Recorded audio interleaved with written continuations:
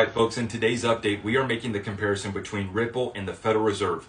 Both private entities, both issuing currency, and well, the Fed says that they're not for profit. Ripple, we know they are here to make a profit, but we're going to make the comparison today as yesterday, Ripple's new stablecoin RLUSD went live, and today here in a couple hours, we have the Fed interest rate decision. I figured what better time than to make this comparison between the two entities. So getting started here, Federal Reserve introduced in 1913.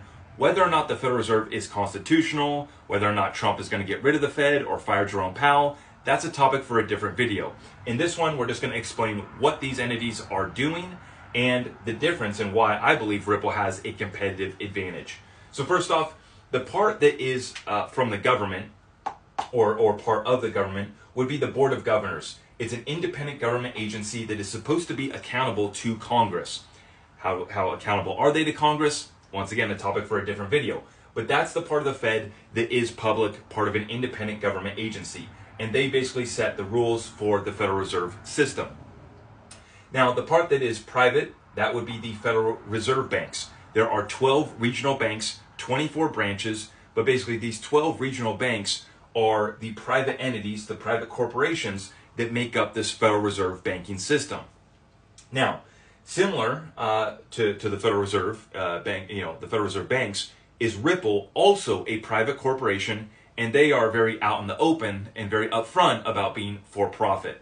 And so Ripple, what happened here is they were gifted XRP that was created by three guys, Jed McCaleb, Arthur Brito, David Schwartz. They created XRP before the company Ripple even existed. So XRP was created and then it was gifted to Ripple, and then from there we've seen XRP continue to grow and expand with multiple different use cases. But originally, and as it was intended from the very beginning, XRP was always meant to be the neutral bridge currency on the XRP ledger between any issued assets on our blockchain.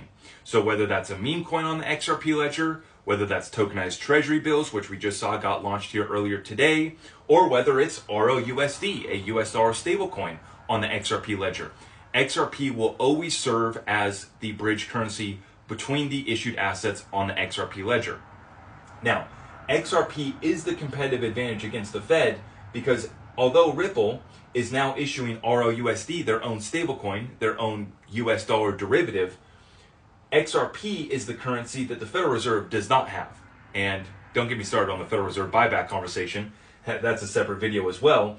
But basically, Ripple has distinguished themselves from all other stablecoin issuers, even Tether, even Circle, because they have XRP and they have a big bag of XRP.